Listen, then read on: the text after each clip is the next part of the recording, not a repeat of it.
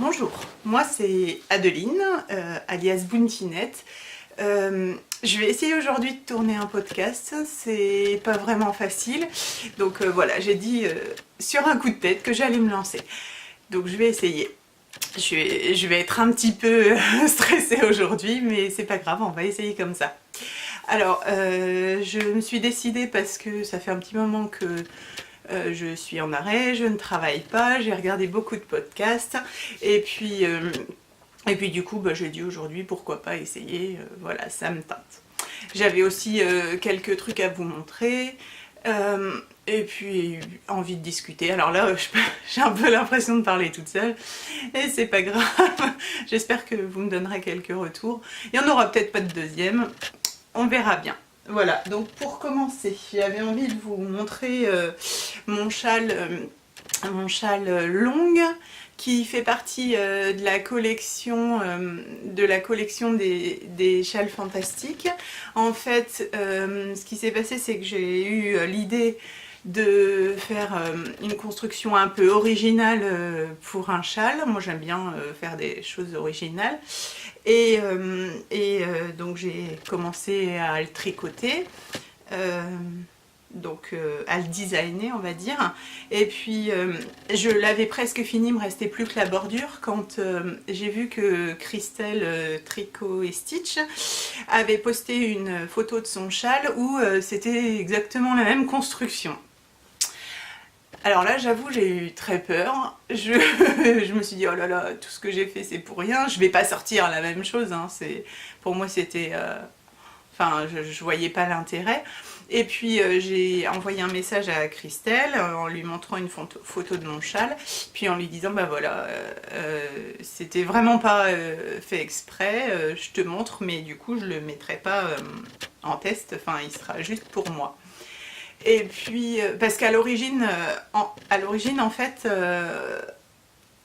c'était, on va dire, au mois de septembre, on s'était mis d'accord avec ma copine Manu, c'est Zebra Mamas, enfin, je sais pas le dire exactement, on s'était mis d'accord pour faire un châle en duo. Et donc moi je lui ai dit, bah je t'inventerai un truc. Donc voilà, ce châle était parti de cette idée-là où j'ai fait un design juste pour elle.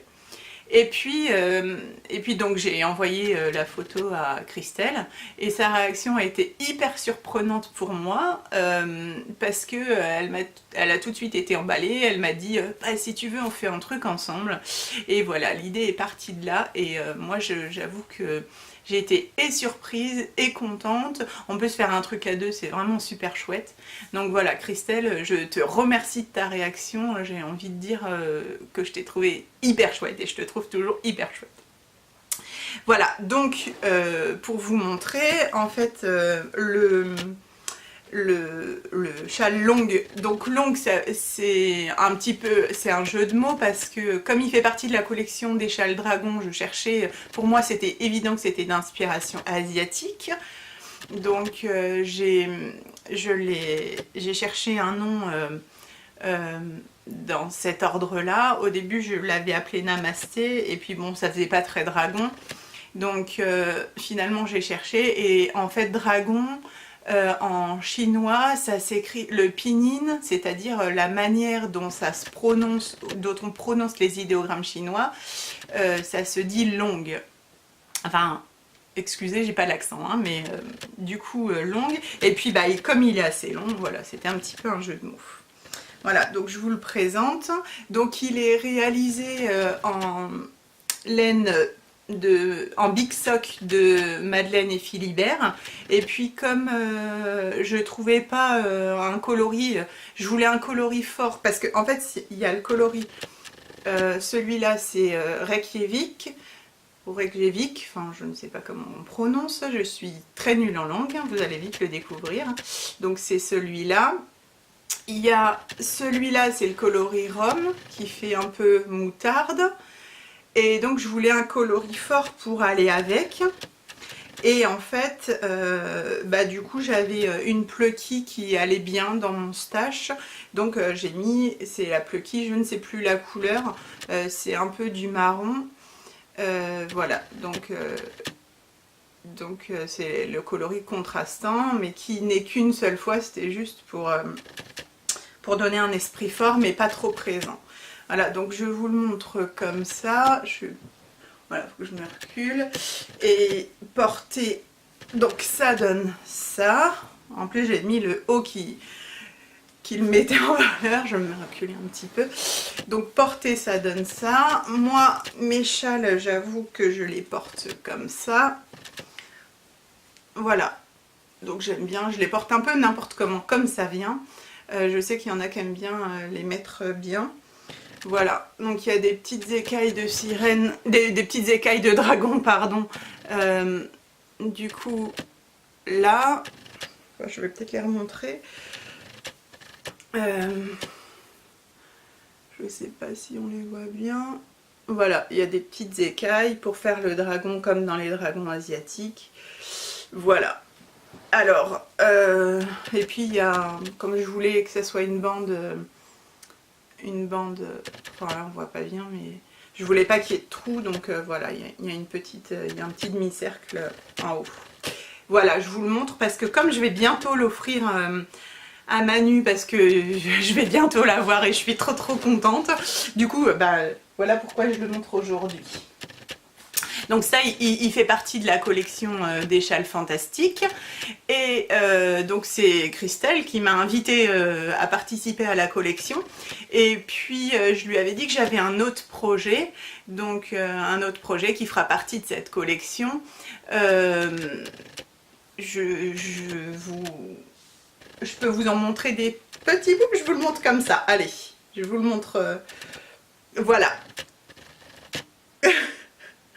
Voilà, vous le verrez plus en détail plus tard.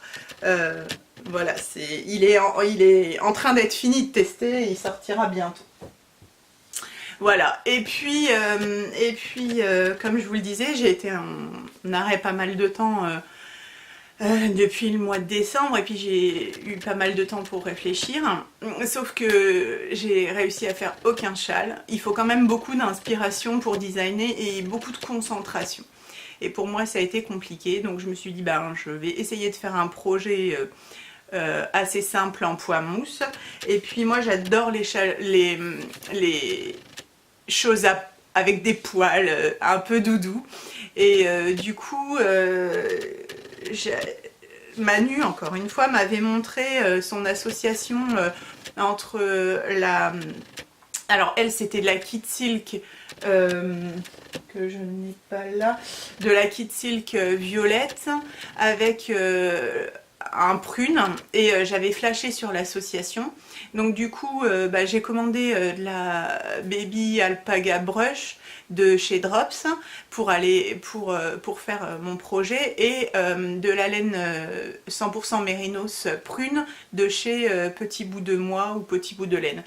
Et donc la Petit Bout de Laine c'est celle-là, donc c'est la 100% Mérinos, elle est assez fine, et donc je l'ai associée avec la brush. Alors c'est ça, je sais pas si on voit, c'est pas sûr que ça fasse la mise au point.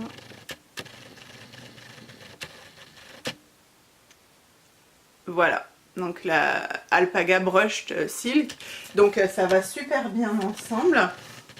Les deux c'est vraiment la couleur qui match parfaitement, et du coup bah, je me suis lancée dans une grosse pièce où j'ai fait le gilet. Alors vous l'avez vu sur Instagram, si vous me suivez sur Instagram, je l'ai posté plusieurs fois. Voilà, donc c'est un gilet assez simple.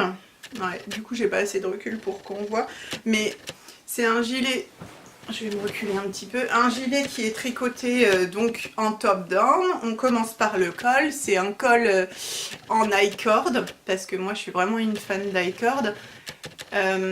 Du coup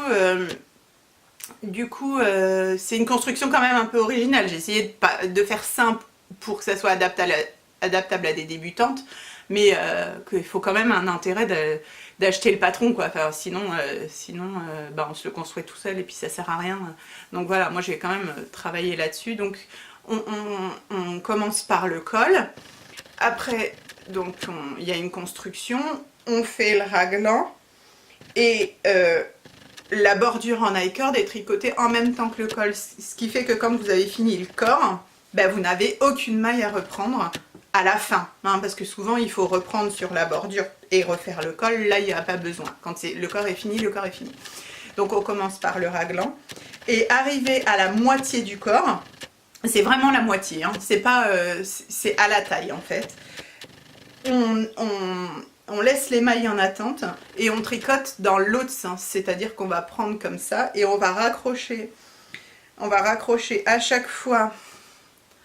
On va raccrocher à chaque fois, on va tricoter en aller-retour en raccrochant à chaque fois une maille du corps et du coup on fait tout le tour du corps comme ça. Voilà, et puis après il y a les manches.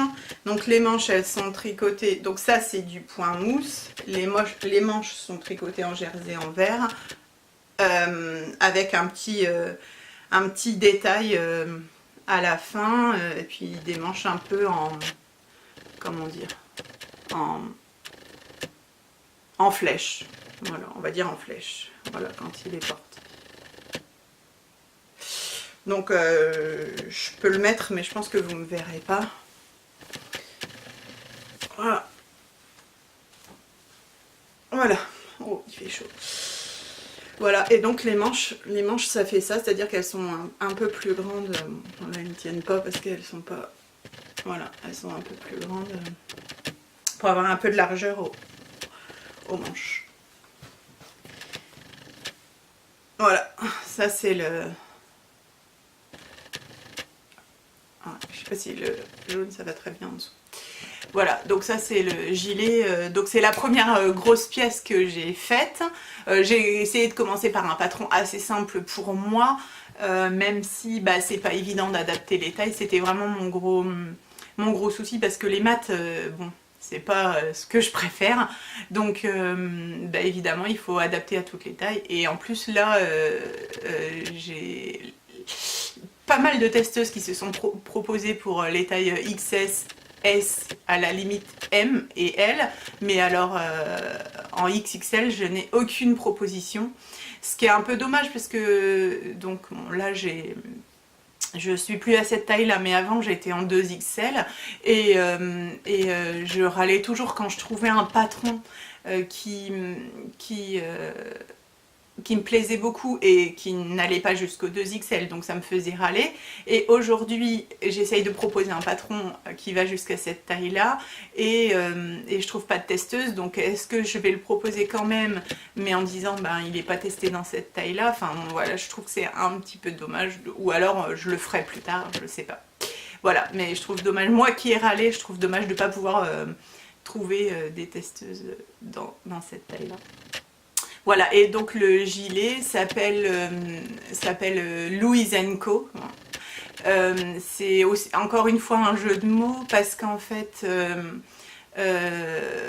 j'ai perdu mon grand-père pendant les vacances de Noël et je savais que j'avais envie de faire un gilet avec le prénom de mon grand-père qui s'appelait Louis. Donc, mais évidemment, un gilet femme, j'allais pas l'appeler Louis, donc bon, voilà, c'est Louise, c'est un clin d'œil. Et il y a quand même pas mal de gilets qui s'appellent Louis, ou enfin Louise, pardon, ou de design, donc je voulais pas que ça s'appelle pareil. Et puis je voulais quand même absolument garder la référence à mon grand-père, c'était vraiment très important pour moi, c'est vraiment primordial. Et du coup, ben, j'ai eu l'idée de l'appeler Louise & Co. Parce que je me dis, bah, peut-être qu'il y en aura d'autres dans la collection. Et quand je dis peut-être, c'est que ça me travaille vraiment dans la tête. Donc Louise & Co. Donc et collection, mais & Co et compagnie. Enfin voilà, c'est un petit jeu de mots. Mais en même temps, le nom de famille de mon grand-père, donc c'était mon nom de jeune fille, commence par Co.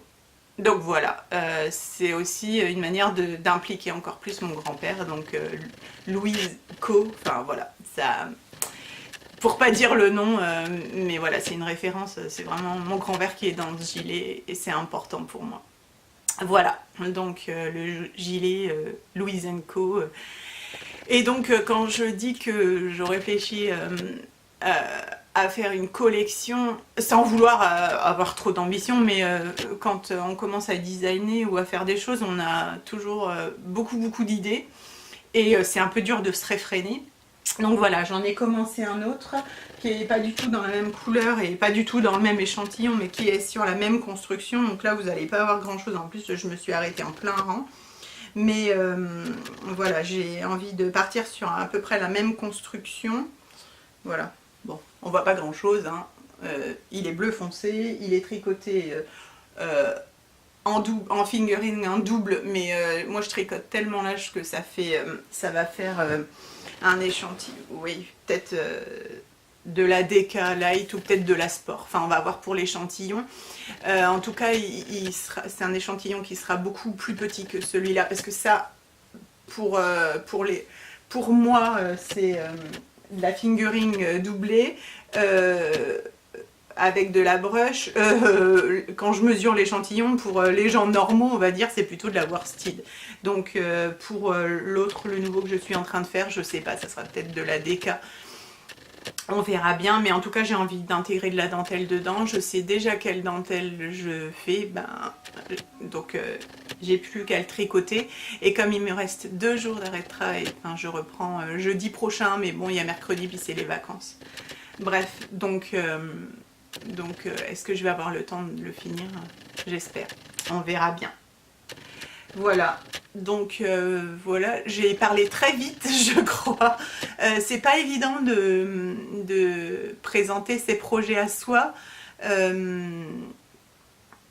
Et puis, comme c'est un essai, je suis pas sûre que ça soit vraiment important que je fasse 1 heure de podcast. Si ça tombe, vous n'allez pas du tout me supporter. Et puis peut-être que moi non plus, je vais pas du tout me supporter. Donc voilà, c'est un petit peu... on va dire que c'est un premier essai. Je pense que je vais arrêter là pour aujourd'hui et puis on verra. Si jamais ça vous a plu, je continuerai. Et puis sinon, c'est pas grave, j'arrêterai là.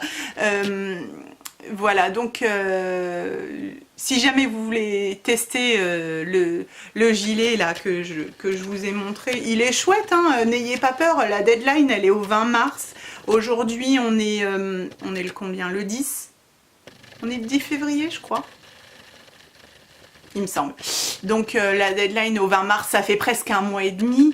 Je suis assez cool sur mes tests et en plus celui-là, enfin je vous dis, si c'est en worsted pour vous, il se tricote vraiment rapidement.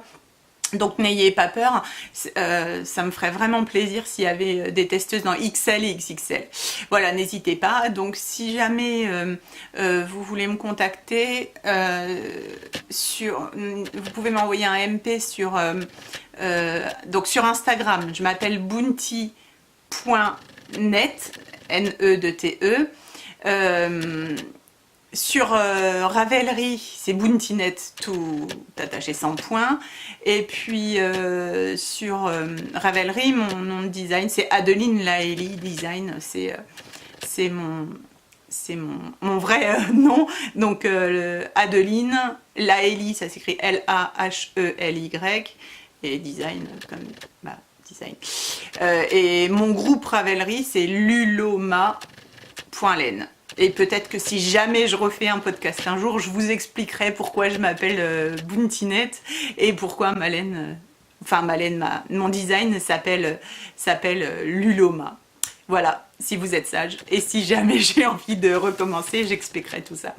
Voilà, je pense que 20 minutes, c'est pas mal. Et puis, en plus, j'habite dans un tout petit village à la campagne. J'ai une connexion merdique, excusez-moi l'expression, et donc je pense que je vais mettre 3 jours à télécharger 20 minutes, donc je vais éviter de me stresser pour rien. Je vous embrasse bien fort, et puis peut-être à une prochaine fois. N'hésitez pas à m'envoyer des messages sur Instagram, c'est hyper simple et hyper instantané, ça me ferait très plaisir. Voilà, je vous embrasse, bon tricot et à bientôt.